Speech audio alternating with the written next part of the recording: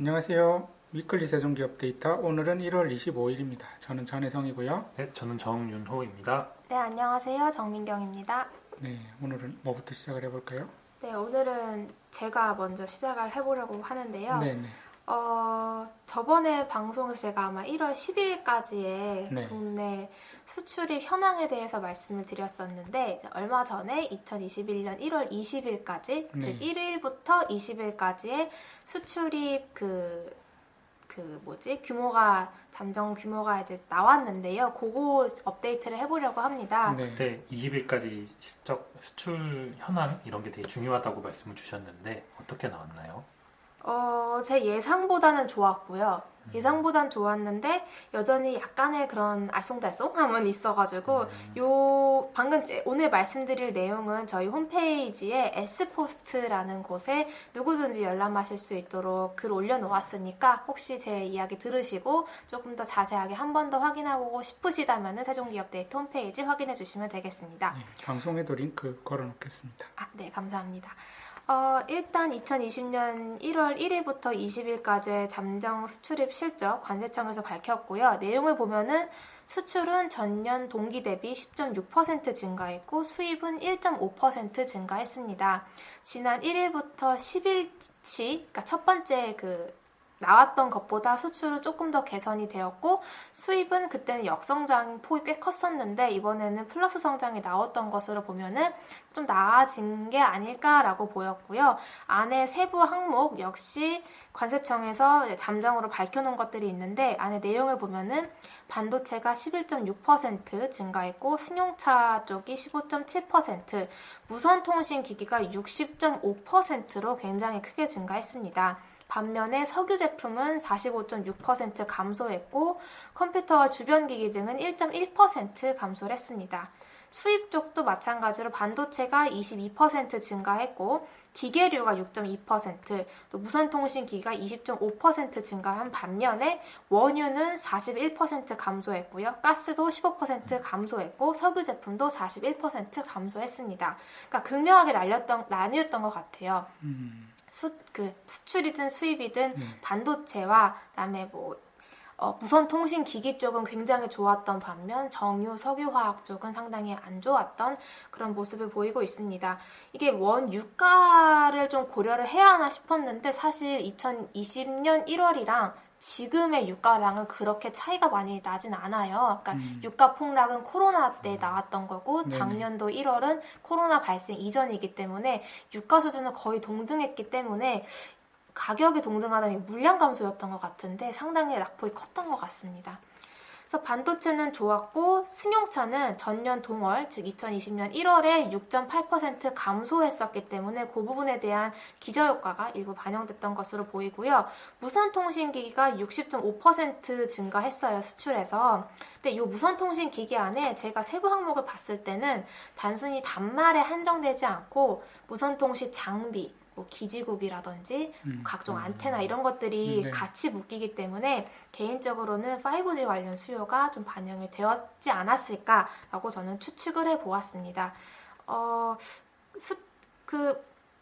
굳이 또 무선통신 기기에서 이번 1분기 때 뭐가 좋았을까 생각을 해본다면은 왜냐면 아직 삼성에서 신제품이 본격적으로 나오지 않았 그쵸. 그렇죠? S21 말씀하시는 거죠? 가격이나 홍보는 때리고 있지만 아직 정식 출시됐다는 얘기는 못 들었는데 그러지 않고서는 정말 순수 핸드폰 단말로 이 정도 성장이 나올 수 있을까 잘 모르겠어서 그쵸. 5G 관련된 수요가 아닐까 싶습니다. 컴퓨터는 이쪽에 포함이 안 되는 거죠, 그죠? 네, 컴퓨터는 별개로 관세청에서도 밝혔고요. 컴퓨터와 주변기기는 1.1% 감소했습니다. 그러니까 코로나로 인한 컴퓨터 수요는 어느 정도 좀 안정화되지 않았을까. 왜냐하면 전년 동월에는 코로나 시기가 아니었습니다. 근데 전년 동월 대비 1%가 감소했다는 거는 살 사람은 또 많이 좀 사지 않았을까 싶습니다. 그리고 여기서 제가 좀 놀라웠던 거는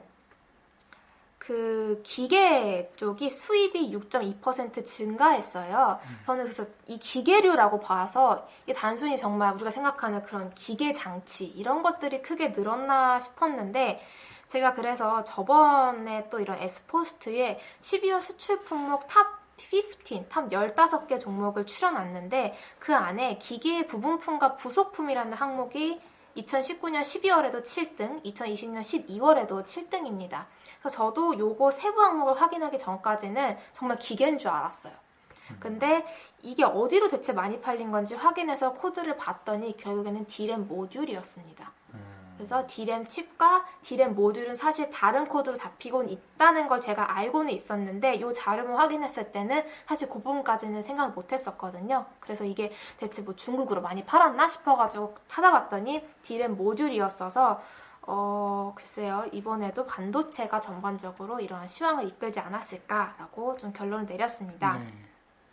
그래서 어쨌든 2021년 1월까지의 수출입 실적은 나쁘지 않았던 걸로 보이고요. 뭐 증시가 많이 올라왔는데 제가 지난번에도 말씀드렸다시피 무역 규모 대비 시가총액의 괴리가 너무 넓어져서 이게 좁아지려면은 무역 규모가 가파르게 올라오거나 증시가 내려와야 되는데 여기까지 봤을 때는 무역 규모가 조금씩 올라오니까 사실은 되게 좋은 바람직한 모습이라고도 할 수 있습니다. 다만 조금 마음에 걸렸던 거는 조업일수 부분이었는데요. 2021년 1월의 조업일수가 휴일 빼고 그러니까 연체 31일 중에 주말이 열흘이나 돼서 21일로 전년 동월 대비 이틀이나 차이가 납니다. 그래서 이틀의 차이가 주는 금액적 차이가 굉장히 커요. 그래서 지난번 보고서에서도 이 조업일수 때문에 금액 차이가 커서 1월 수출이 좋을 수가 없을 것으로 봤는데 제가 이번에 세봤거든요. 근데 실제 제가 손가락으로 세어봤었더니 14일이 나왔는데 관세청에서 밝혔을 때는 14.5일로 밝힌 거예요.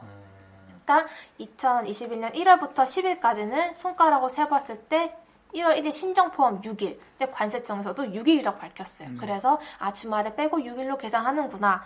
근데 그 다음 10일 동안은 갑자기 0.5일이 추가가 된 거예요.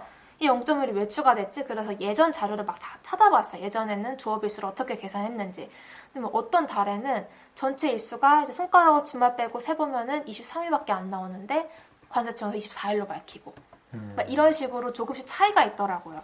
그래서 이 부분이 금액적인 차이도 차이지만 어떤 한 달의 어떤 그런 경기나 다음 달의 경기를 바라보는 톤 자체의 변화로도 비춰질 수 있을 것 같아서 이 부분은 좀 유의가 필요할 것 같았습니다. 왜냐하면 0.5일치가 더해지는 바람에 숫자가 플러스가 나오면 경기가 좋아지고 있습니다. 라고도 말을 할 수가 있거든요. 그래서 그런 부분은 나머지 기간 나오면은 체크를 해봐야 될 것 같은데 나머지 기간도 주말 빼면 며칠 안 되긴 하거든요. 근데 만약에 이때 또 조업일수가 제가 생각했던 것보다 더 계산이 된다면 이건 대체 어떻게 계산이 되는 건가 저는 좀 의문이 생길 것 같아요. 자, 그래서 결론적으로 남은 기간 중에 휴일 4일, 토일 제외하고 저는 조업일수 7일로 계산을 했고요. 지금까지에 나왔던 일평균 수출 금액에서 조금 더 개선된 약 10% 증가한 일평균 수출 금액을 계산을 했습니다. 2001일부터 20일까지의 평균 수출 금액, 일평균 수출 금액은 19억 4,600만 달러인데 10% 더 증가한 21억 4,200만 달러로 잡고 조업일수 7을 곱했고요. 요 금액에다가 지금까지 나온 숫자를 더했습니다. 그래서 그렇게 했더니 그 금액은 432억 2,100만 달러로 전년 동월 2020년 1월 대비 약 0.27% 증가한 수준이고요. 대신 하나로 환산할 경우에는 원달러 환율이 약 6% 감소했기 때문에 전년 동월 대비 5.6% 감소하게 됩니다. 그래서 요런 같은 방식으로 수입액이랑 더해봤습니다. 그래서 수입액이랑 더했던 최종 금액은 전년 동월 대비 달러 기준으로는 1.36% 증가하고 하나 기준으로는 4.57% 감소하는 결과가 나왔고요. 근데 이게 1.36%라도 개선됐다는 건 사실 좋은 건데 여기서도 하나 체크해야 할 점은 2020년 1월의 수출 금액은 결코 좋지 않았습니다. 2018년, 19년, 20년 3년치 중에 가장 낮았기 때문에 여기서 1% 증가했다고 와 이제 경기 너무 좋아질 거야 라고 보기에는 아직은 좀 더 지켜봐야 한다는 거죠. 그래서 여전히 괴리율은 저는 좀 높다고 생각하고요. 같은 방식으로 1월 21일 정도에 제가 시총이랑 비교를 했을 때는 괴리율은 224.6%로 여전히 높은 상황이었습니다.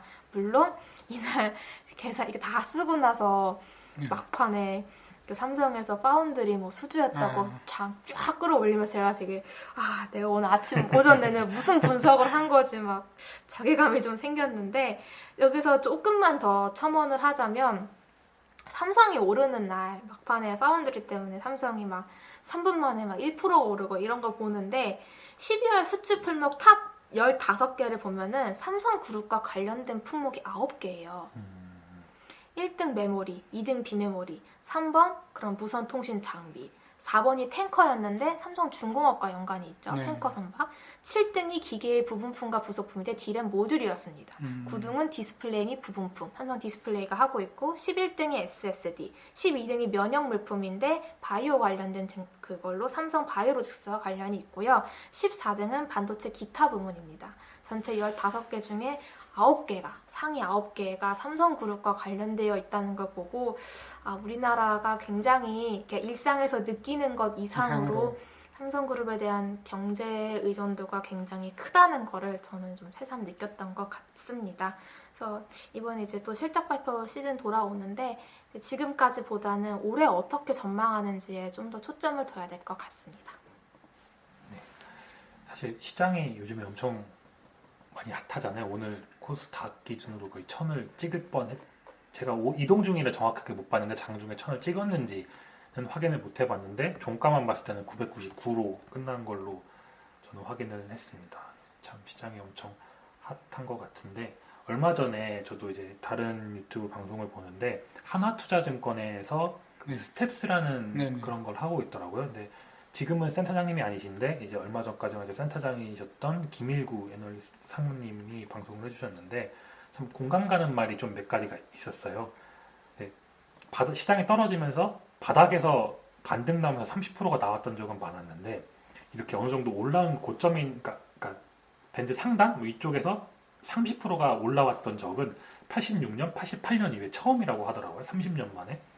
근데 그때는 저희 나라가 이제 한창 성장하는 시기였고, 뭐 GDP 두 자릿수 성장은 당연한 거였고, 뭐 그랬던 시기에 30%가 나왔는데 지금은 약간 좀 그때랑은 좀 다르고, 또 하나 특이사항으로 보면은 시장이 올라갈 때 보면 보통 주도 섹터가 있는데 지금은 시총 상위 중에서 뭐 어떤 특정 섹터 구분 없이 거의 모든 종목이 다 올랐다. 그러니까 뭐 어떤 뭐 차화정 때는 자동차, 뭐 차화정 이런 섹터가 이익을 이끌었다. 뭐 이런 뭐 과거에는 뭐 중국 소비주 뭐 이런 특정한 이렇게 이익이 증가하는 섹터가 있었는데 지금은 좀 그런 게 부재하고 그냥 무차별적이라는 표현이 맞지 모르겠지만 아무튼 시총 상위주들이 그냥 이렇게 단체로 좀 많이 올라왔다라는 말씀을 해주시더라고요. 그래서 그런 거 보면서 이제 저희도 이제 주변 지인분들이나 뭐 이렇게 얘기를 하다 보면 오히려 지금 같은 시장은 경험이 좀 있으신 분들은 오히려 조금 더 수익률이 좀 저조하고 좀 소외되는 그런 경향이 좀 있는 것 같아요. 그러니까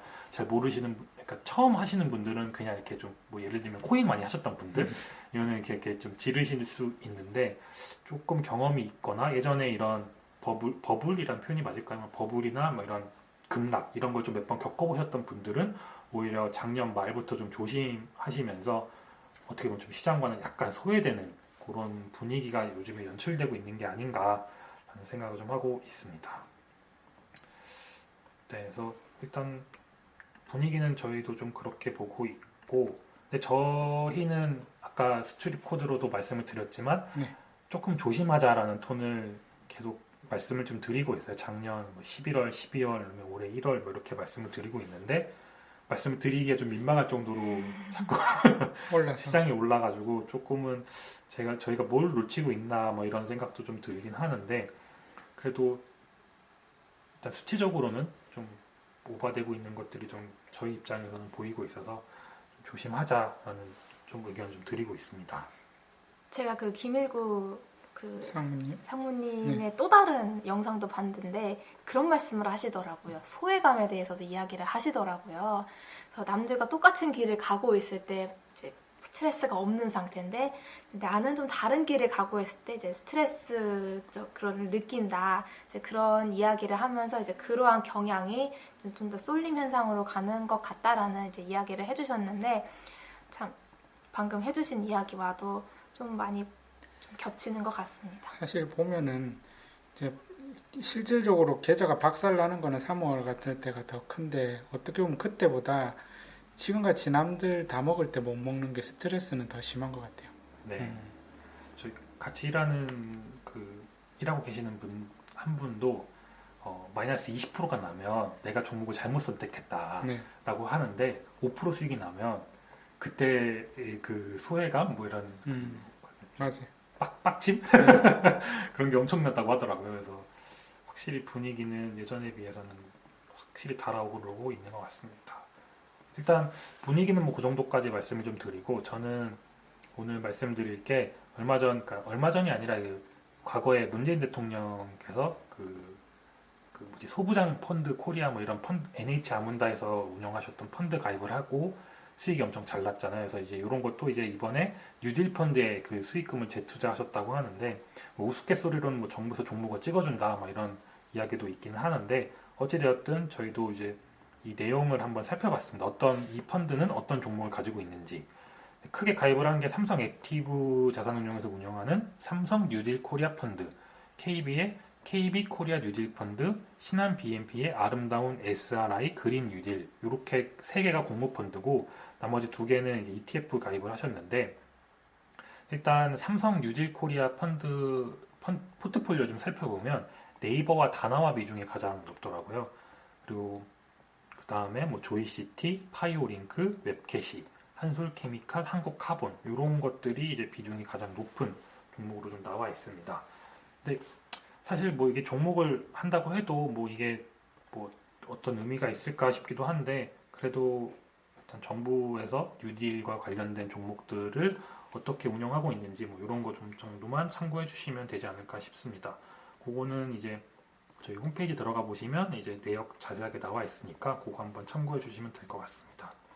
그리고 이제 오늘부터 사실 엄밀하게 말하면 이제 어닝 시즌이 시작이 되었는데 네, 일찍 나오는 기업들도 제법 종목이 좀 발표가 되고 있는데 일단 실적 개선되고 있는 종목들 몇 가지 소개해드리고자 합니다.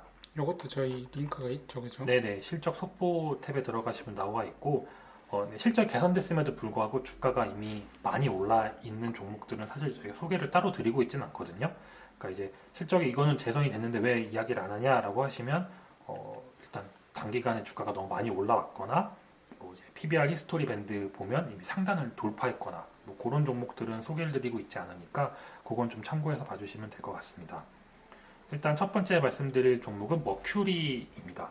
이게 영업이익 기준으로 18년도에 창사 이래 최대 실적 달성한 다음에 19년도 이익이 급감했습니다. 근데 심지어 19년 4분기와 20년 1분기는 영업 적자까지 기록을 했는데 이걸 저점으로 빠르게 매출과 이익이 좀 정상화되고 있는 모습입니다.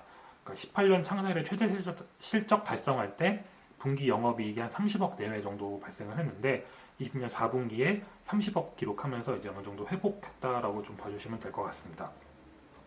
또 사측에서는 이제 실적 개선 배경으로 20년 영업 매출과 영업이익 증가는 WIFI6 기술을 이용한 보급형 와이파이죠. 와이파이6 기술을 이용한 보급형 유무선 공유기 런칭 뭐 신제품 효과 이렇게 되지 않을까 싶은데 이게 21년에도 매출이 이어질 거다 이렇게 전망을 해줬습니다. 네, 두 번째 소개드릴 기업은 NI스틸입니다. 저희 이게 탐방을 몇 번 다녀왔는데 다녀왔음에도 불구하고 사실 처음에는 이게 이 회사가 어떤 회사인지 잘 이해가 안 가더라고요. 그래서 이게 엄밀히 좀 본질적인 걸 말하면 약간 임대업, 렌탈업 이런 개념이더라고요. 렌트카 회사랑 제일 비슷하죠. 네, 그래서 이게 철강 관련과 관련된 제품을 이렇게 빌려주고 그거에 대한 임대료를 렌트비를 받는 그런 사업인데 3분기 연속 매출액과 영업이익이 YOY로 성장하고 있습니다. 특히 20년 4분기는 분기 기준으로 역대 최대 실적을 달성한 걸로 추정이 되는데 4분기 실적이 좋으면서 20년 연간 매출액과 영업이익도 역대 최대 실적이 나왔습니다. 뭐 사측에서는 기존 제품의 매출 신장과 신제품의 수익성 상승, 그다음에 강제 리스 사업의 시장 영향력 강화로 매출 신장 및 수익성 상승 이렇게 이제 실적 개선의 이유를 밝혀줬습니다. 그다음에 이제 오늘 그러니까 1월 25일 날 이제 오늘 발표된 기업이 KSP라는 회사입니다. 이게 지난 14년도부터 15, 16, 17, 18년도까지 계속 영업 적자를 기록을 했는데 19년도에 턴어라운드에 성공을 했고 20년에는 이제 매출과 이익 모두 이제 전년 대비 증가한 회사입니다. 이게 아마 국내외 신규 거래처 발굴 및 거래처 다변화 이렇게 되어 있다고 하니까 아무래도 뭐 장사가 좀 잘 됐다 뭐 이렇게 이해를 해주시면 되지 않을까 생각합니다. 그리고 이제 마지막으로 소개드릴 기업은 대한제강입니다. 이게 20년 4분기 매출액과 영업이익이 금융위기 이후에 분기 최대 실적 달성했습니다. 특히 4분기 YOY 성장폭이 상당히 큰데 이게 왜 이렇게 잘 나왔나 봤더니 아까 말씀해 주셨던 것처럼 이게 이번에 새롭게 연결 실적이 반영된 기업이 YK 스틸. 네. 네. 이 있지 않아서 이렇게 나오지 않았을까라는 생각을 좀 하고 있습니다. 이제 철근 회사가 많지가 않은데 그 중에 하나 이제 부산에 있던 회사를 M&A를 해서 연결로 그게 아마 잡히면서 저렇게 오른 것 같아요. 네, 그래서 일단 사측에서는 뭐 실적 개선의 배경으로 철근 사업의 수익성 확대 이렇게 뭐 원가 절감, 판가 상승 이렇게 밝혔는데 이 부분도 좀 한번 체크해봐 주시면 좋을 것 같습니다. 네, 뭐 저는 뭐 이 정도. 네, 시장이 워낙 핫해서 지금 막 본격적으로 들어가기는. 핫한 거를 이제 확인하는 게 저희 이제 리포트에 종목별 PBR 히스토리 네네. 이걸 올려주셨는데 링크를 들어가 보면은 그러니까 코스피 200에 해당하는 종목들이죠. 이게 코스피 200에 해당하는 종목들의 PBR 밴드를 다 이제 노가다로 이렇게 표현을 했는데 이렇게 보니까 좀 하늘을 찌르는 종목들이 너무 많네요. 네. 네, 저도 이거 그러니까 얼핏은 알고 있었는데 그러니까요. 이거를 정리를 해서 보니까 네. 하나 네. 종목 이름을 하나하나 뜯어보면 또 이유가 있는 것 같으면서도 네. 이게 전부 다 약간 그런 거 있잖아요. 수능 쳤는데 물 수능이 나가지고 다들 성적이 엄청 오른 것 같은 그런 느낌. 그래서 네. 이렇게 보면은 여기 자료도 한번 보시면은 어떤 섹터가 얼만큼 뿜었는지 PBR 밴드를 통해서 한번 확인해 보실 수 있을 것 같아요. 다 좋았는데 딱 하나가 안 좋은 것들도 몇 개 있더라고요. 네. 특히 손해보험 회사들은 아, 좀 심각하거나 뭐 소외감이 장난이 아닐 것 같은데. 그러니까요. 화장품도 못 갔죠, 거의. 근데 화장품은 그래도 요즘에 좀 시세가 나오고 있어서 음. 괜찮은데. 화장품은 수출 실적도 좋아요, 요즘에. 아, 그런가요? 턴을 네. 했는데도 네, 화장품은 요즘에 저도 좀 올라오고 있어서 저도 화장품 사고 있나요? 네, 얘기를 막 저희끼리 막 했었었는데 네. 화장품이 요즘에는 또 그런 실제 장사도 좀 괜찮은 것 같더라고요. 중국으로 많이 파는 것 같습니다. 수출이 늘은 거 보니까. 하긴 뭐 중국에는 마스크도 안 쓰고 다닌다니까 다시 화장을 시작했을 수도 있겠네요. 저는 오늘 준비한 게 이제 지금 실적 시즌이라서 사실 말씀드릴 내용이 그렇게 많지가 않은데 그 중에 이제 휴캠스 컨콜했던 내용이 있어서 간단하게 설명해 드리려고 합니다. 휴캠스는 자세한 내용은 이제 여기 링크를 드리는 보고서를 보면 되는데 화학회사라는 게 그렇잖아요. 이게 이해가 안 되면은 찾아보기가 싫은 회사라서 그 백데이터 위주로 한번 설명을 드려볼 거예요. 휴캠스는 사실은 남해화학이라는 회사랑 한 몸이었습니다. 남해화학은 이제 예전에 우리나라가 엄청 못 살 때 이제 비료의 3요소 정확하게 기억 안 나는데 그게 질소계 비료 뭐 무슨 계 비료 해가지고 비료의 3요소라는 걸 배웠던 것 같아요 예전에. 들어본 것 네, 같습니다. 그죠. 네, 그래서 그 중에 이제 질소계 비료를 만드는데 질소는 또 생각을 해보면은 우리 공기 중에 산소가 뭐 20% 정도 였던 것 같고 질소가 70%인가 그랬던 것 같잖아요. 그래서 공기 중에 널려 있어요. 근데 이제 이거를 이제 질소 고체 형태로 만들기 위한 방법이 보면은 하버 보시법이라고 해가지고 온도를 이렇게 촉매를 가지고 온도를 엄청 올리면은 공기 중에 있는 질소들이 이렇게 우리가 사용할 수 있는 형태로 변형이 된다고 해요. 암모니아의 형태로. 그래가지고 변형이 돼서 사용할 수 있는데 그런 암모니아를 수입해다가 이제 우리나라는 LNG가 생산이 안 되니까 암모니아를 수입해다가 비료를 만드는 거죠. 그리고 또 하나 엄청 중요한 게 질소를 가지고 만드는 게 화약을 질소로 만들거든요. 그래서 뭐 화약은 중국에서 제일 먼저 개발했다고 하잖아요. 근데 옛날 뭐 중국 이런 거 보면 화약이 엄청 비싸고 귀했던 게 거기 나오는 초안이었나를 만들기 위해서 오래된 화장실에 이렇게 꾸덕꾸덕하게 모여 있는 거를 모았다고 그래요. 그게 우리가 오줌을 누면은 거기서 암모니아 냄새라고 하잖아요. 화장실에서. 그 암모니아가 예전에는 뭐 하부보시법 이런 게 없었으니까 사람이 인공적으로 먹을 수 있는 방법이 없었던 거죠. 그래서 뭐 갈매기들이 뭐 이렇게 변을 봤던 게 모여 있던 것 이런 데서 자연스럽게 굳어서 모이는 걸 엄청 귀하게 뽑았던 거죠. 그래서 화약이라는 게 되게 어려웠는데 지금은 우리나라가 이제 그렇게 예전에 아주 못 살 때 첫째로는 농업을 위해서 둘째로는 화약을 이제 만들어서 북한하고 이렇게 대적하고 있었으니까 그런 것들을 그 셀프로 이렇게 하기 위해서 이제 만든 회사죠. 지금도 남해화학은 농협 자회사입니다. 그리고 거기 이제 그 암모니아를 가지고 하는 그 뒷단에 붙어 있던 회사가 휴캠스였는데 휴캠스를 분사를 했어요. 원래는 같은 회사였는데 그래서 휴캠스는 그 분사가 되었고 그걸 이제 태광 시럽 지금은 이제 돌아가셨는데 박연차 회장님 뭐 한때는 뉴스에도 많이 나오고 되게 유명하신 분이었잖아요. 그쪽 태광 시럽의 이제 자회사가 되었고 이 회사는 그래서 남해화학에서 암모니아를 이제 장기 계약을 해서 뭐 수입해오는 비용도 있을 거고 거기 탱크도 쓰고 하니까 거기 이제 몇 프로 더 얹어주는 식으로 그렇게 해서 거의 사용하고 있고요. 그 다음에 이 회사도 그 다음에 연결된 회사가 뚜렷해요. 그러니까 이 회사는 암모니아를 가지고 뭐 초안 그러니까 만드는 재료가 중간재를 만드는데 얘만 가지고는 아무것도 못 쓰는데 DNT랑 MNB라는 걸 만듭니다. 이거는 이제 DNT는 연질 폴리우레탄인데 자동차 내장재 같은 몰랑몰랑한 거 있죠. 그 다음에 침대도 요즘에는 스프링 말고 이런 몰랑몰랑한 걸로 하기도 하죠. 이런 게 이제 하나케미컬에서 생산되는데 TDI라는 게 생산되는데 그 TDI를 만들기 위한 원재료가 DNT예요.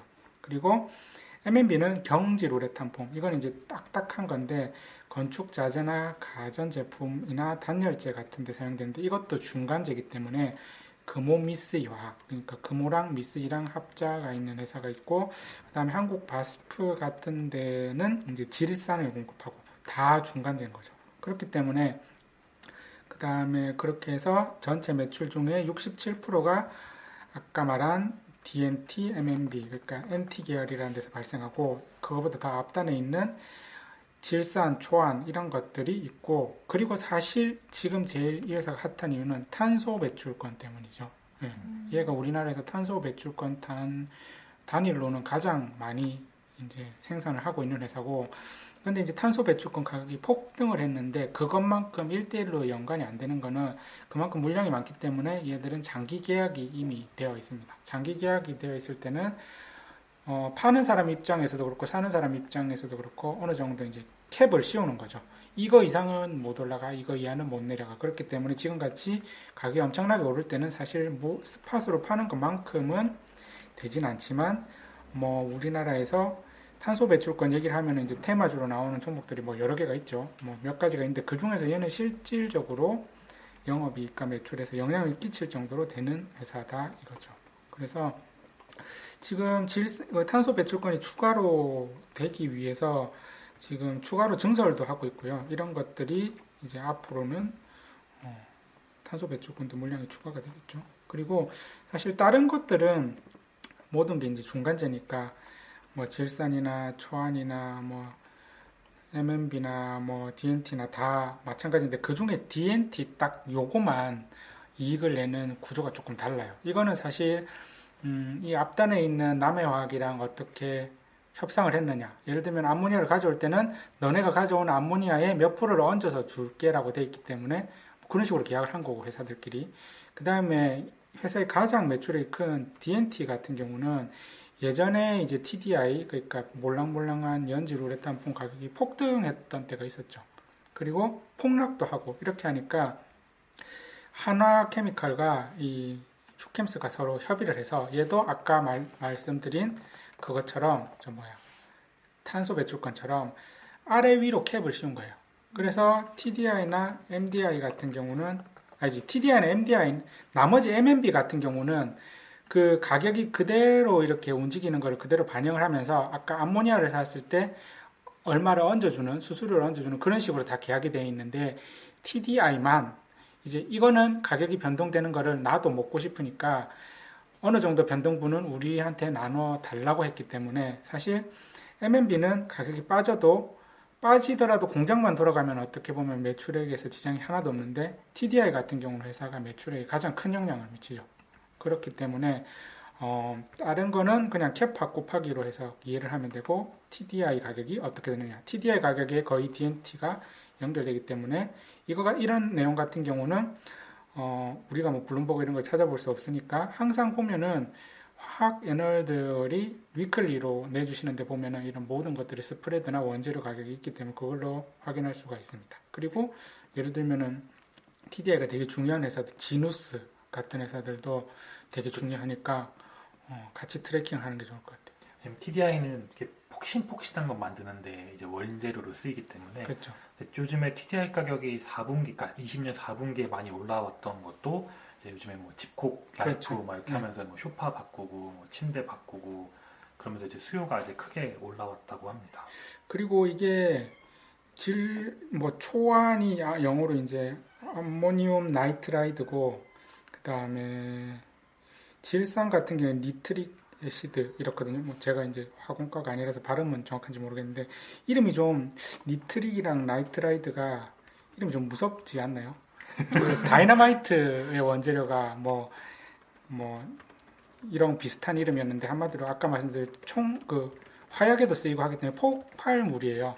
그래서 보면은 중간중간에 막 바스프 공장도 한 번씩 폭발되고, 그러니까 같은 이 사업을 하는 회사들 중에서 이거 컨트롤을 잘못하면은 한 번씩 경쟁사들 공장이 폭발되고 이렇게 하면은 또 그것 때문에 변동폭이 되게 심하기도 하고 되게 위험 물질이더라고요. 그래서 그만큼 우리나라에서는 그런 문제가 없이 컨트롤을 되게 잘 하고 있고, 이쪽은 이제 정말 따박따박 잘 하고 있는 부분이고, 그 다음에 이제 뭐 아리백 이런 식으로 해서 점점 더 중요해지니까 탄소 배출권 부분을 관심 가지면은 또 그런 백데이터를 이해하면서 얘는 그냥 단순히 네. 탄소 배출권 회사다 이렇게 사는 것보다는 그럼 좋을 것 같습니다. 이게 사실 본업 같은 경우에는 말씀 주신 것처럼 중간재 회사라 네. 굉장히 안정적입니다. 그렇죠. 이게 네. 그래서 TDI 가격 빠져가지고 뭐 이제 뭐 좀 힘들다라고 하면은 슈캠스도 주가도 사실 어느 정도 영향이 있거든요.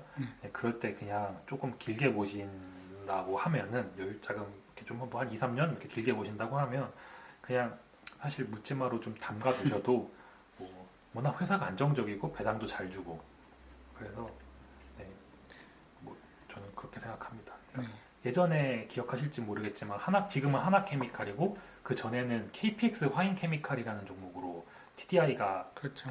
되어 있었는데 그게 진짜 TDI 가격 변동 변동폭에 대비 따라서, 주가 변동이 진짜 장난이 아니었거든요. 네. 그래서 이제 그때는 좀 그랬었는데 뭐 일단은 네 저도 그렇게까지만 말씀드리겠습니다. 네, 이제 실적이 오늘도 LG 이노텍이랑 이제 몇 가지 회사들이 나왔던데 아마 다음 때는 이제 실적이 업데이트가 많이 돼서 더 말씀드릴 게 많을 것 같아요. 이번에는 여기까지 하도록 하겠습니다. 감사합니다. 네, 감사합니다. 감사합니다.